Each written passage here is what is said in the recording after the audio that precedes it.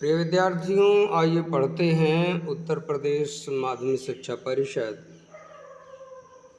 प्रयागराज की कक्षा 9 के संस्कृत विषय में पद्य खंड में रामस्य पितृभक्ति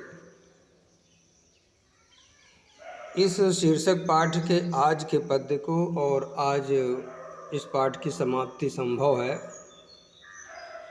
आज हमें पढ़ना है पद्य संख्या 21 से आगे। तो चलिए चलते हैं और पढ़ते हैं। आपके पास आपका रफ, आपकी कलम होनी चाहिए जिससे कि कठिन शब्दों के अर्थ आप लिख सकें। तो 21 के आगे 22वां शुरू करेंगे। कैकेयी के कथन से शुरू होता है 22वां पद्य। त्वयारण्यं प्रवेष्टव्यं नववर्षाणि पञ्च च भरतः कौशलपतेः प्रशास्तु वसुधामिमाम्। तदप्रियम् अमित्रघ्नो तद अप्रियम् अमित्रघ्नो, ध्यान दीजिएगा, तद अप्रियम् अमित्रघ्नो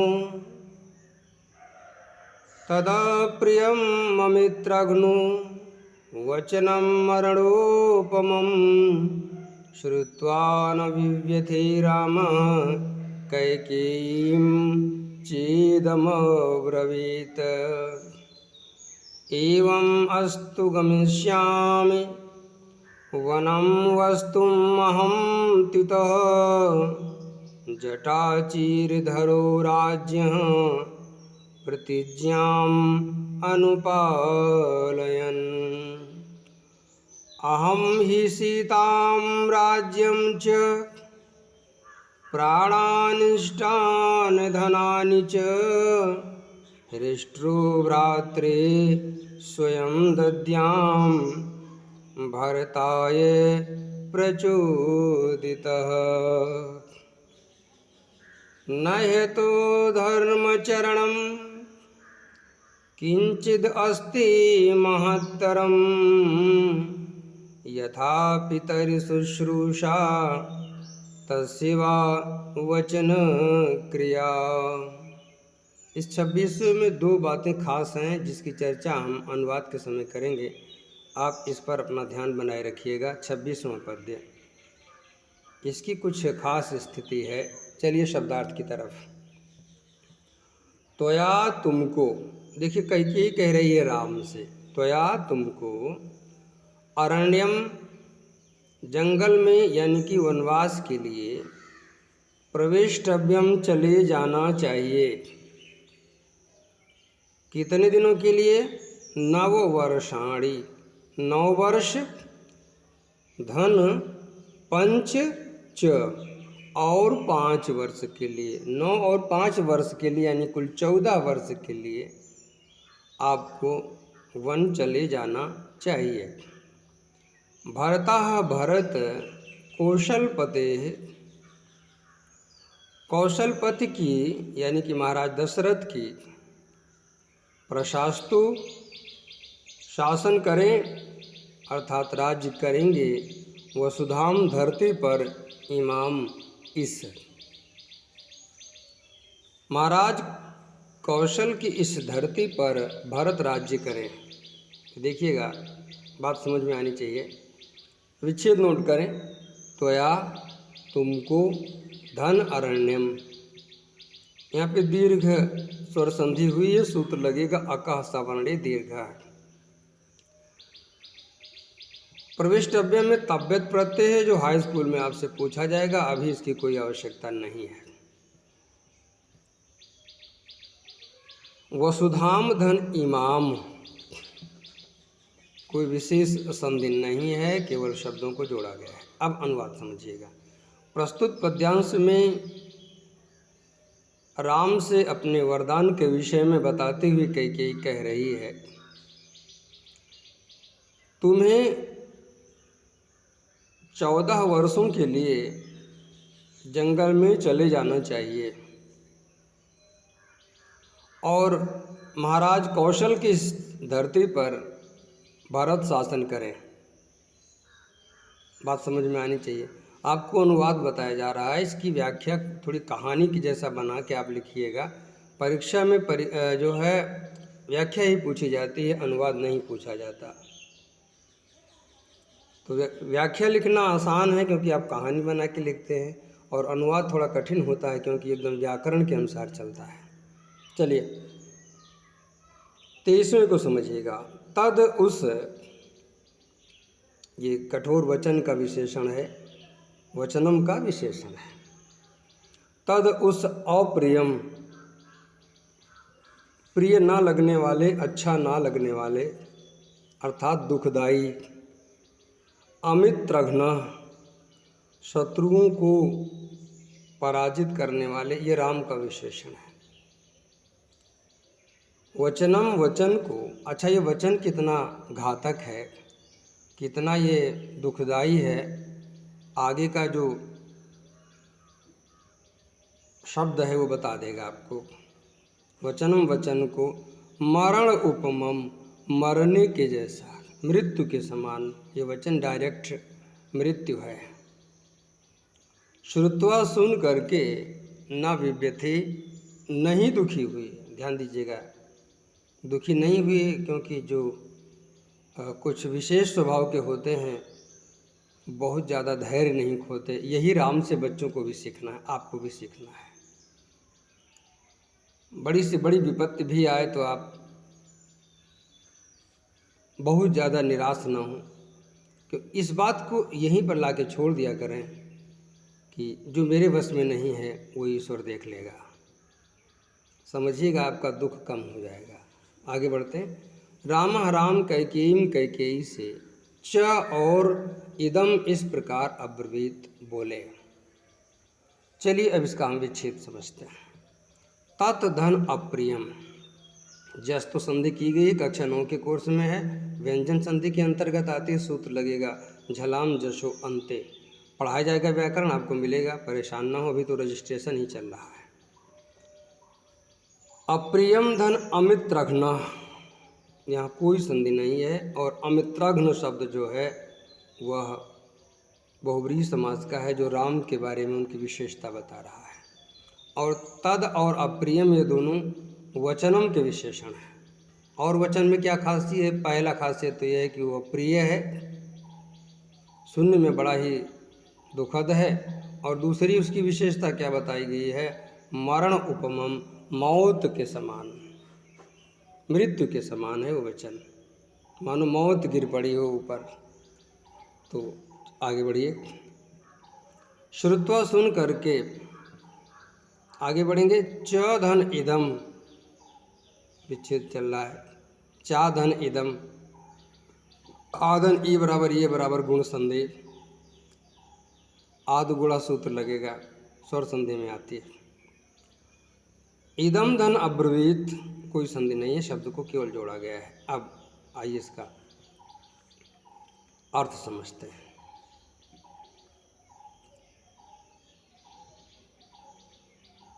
प्रस्तुत अवतरण में कैकेयी के वचनों का राम के ऊपर पड़ने वाला प्रभाव दिखाया गया है।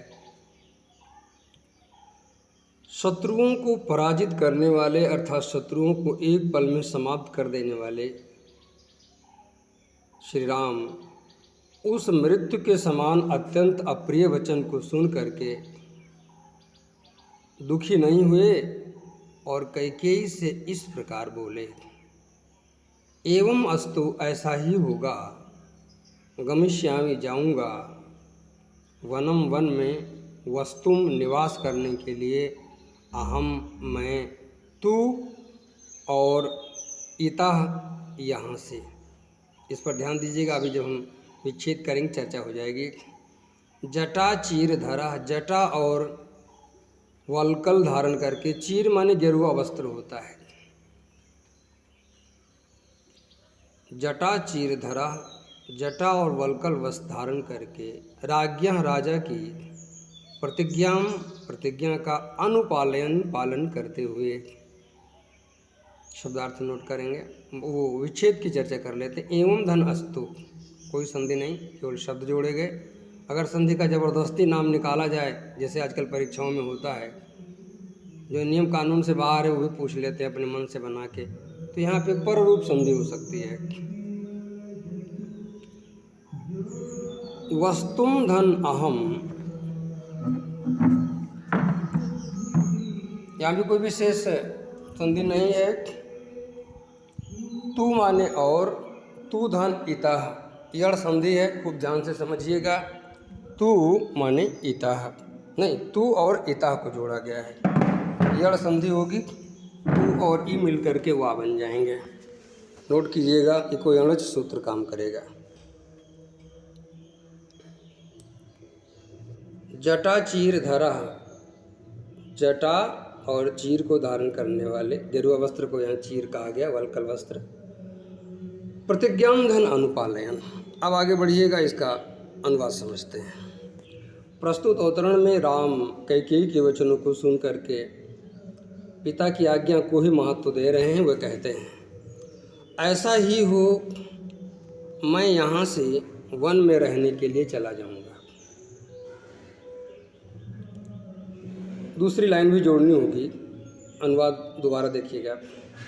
ऐसा ही हो, मैं महाराज की आज्ञा का यानी महाराज की प्रतिज्ञा का पालन करते हुए जटा बांध कर और वल्कल वस्त्र धारण करके वन में रहने के लिए यहाँ से चला जाऊँगा। वीडियो दोबारा चला के देख लीजिएगा, कोई दिक्कत नहीं है। आगे पढ़ते हैं। अहम मैं ही निश्चित रूप में सीताम सीता को, राज्यम राज्य को, च और प्राणान प्राणों से भी इष्टान प्रिय, धनानि धन को, च और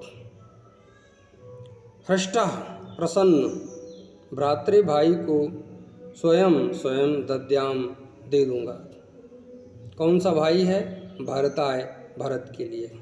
प्रचोदिता प्रेरित होकर के।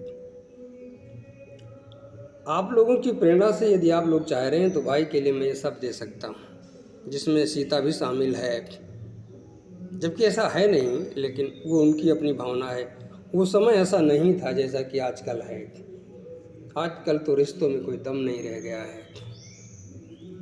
मेरी नज़र में दो ही रिश्ते जिंदा हैं, बेटी बाप और माँ बेटी, और माँ बेटे या पिता और बेटे वाला तो रिश्ता एकदम चरमरा रहा है। चलिए, अलग की बात है। शब्दार्थ के बाद विच्छेद। प्राणान धन इष्टान, प्राणों से भी प्रिय, और विशेष कहीं और नहीं है, कोई संधि नहीं की गई है। आगे बढ़ते। प्रस्तुत अवतरण में श्री राम अपने वनवास की बातों सुनने के बाद कैकेयी से कह रहे हैं, मैं आप लोगों की प्रेरणा से भाई भरत के लिए प्राणों से भी प्रिय धन, राज्य, सीता,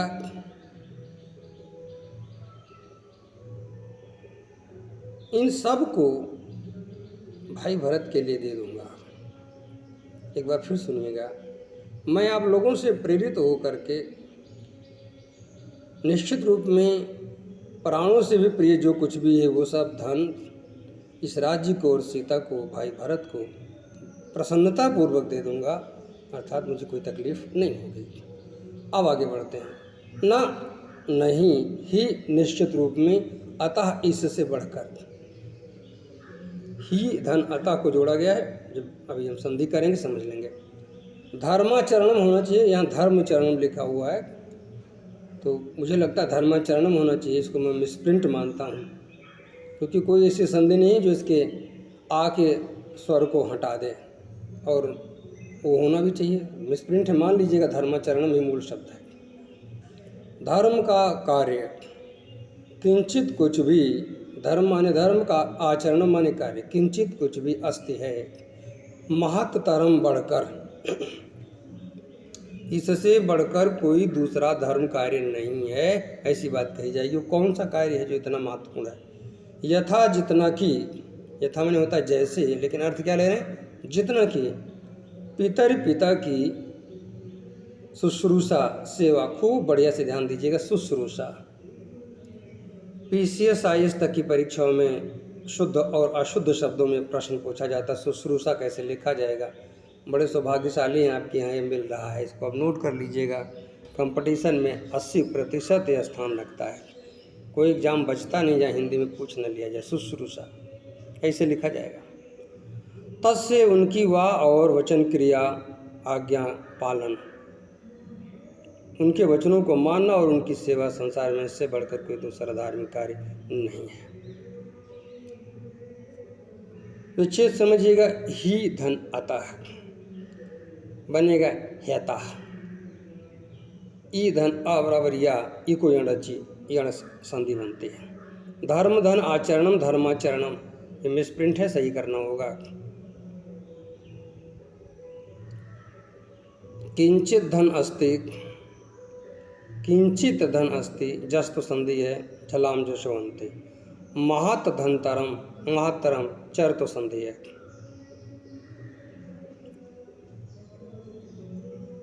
आगे है संधि कोई नहीं है। वचन क्रिया, वचन की क्रिया यानी कि वचन को मानना, तत्पुरुष समास का पद बनता है जो आपके कोर्स में है। आइए इसका अनुवाद समझते हैं। प्रस्तुत पद्यांश में श्री राम माता पिता के वचनों के पालन और उनकी सेवा को संसार के सभी धर्मों से श्रेष्ठ बताते हुए कह रहे हैं। इस संसार में निश्चित रूप में कोई भी दूसरा धर्म का कार्य नहीं है। इस संसार में कोई भी दूसरा इससे बढ़कर धर्म का कार्य नहीं है, जितना कि पिता की सेवा और उनकी आज्ञा का पालन। अर्थात पिता की सेवा और उनकी आज्ञा का पालन जितना बड़ा धार्मिक कार्य है, उतना बड़ा धार्मिक कार्य संसार में कोई दूसरा नहीं है। तो विद्यार्थियों, आज यहीं तक कोई दिक्कत होगी तो कमेंट कीजिएगा, या एक वीडियो में हमने अपना मोबाइल नंबर शेयर किया है, उस पर आप पढ़ाई संबंधी बात कर सकते हैं, केवल पढ़ाई संबंधी। ध्यान दीजिएगा, ये वीडियो उन विद्यार्थियों तक जरूर भेजिए जो दूसरे विद्यालय में पढ़ रहे हैं। और मान के चलिए कि अगर विद्यालय में संस्कृत टीचर नहीं है तो ये चैनल आपके पास है। शुभम भूयात्।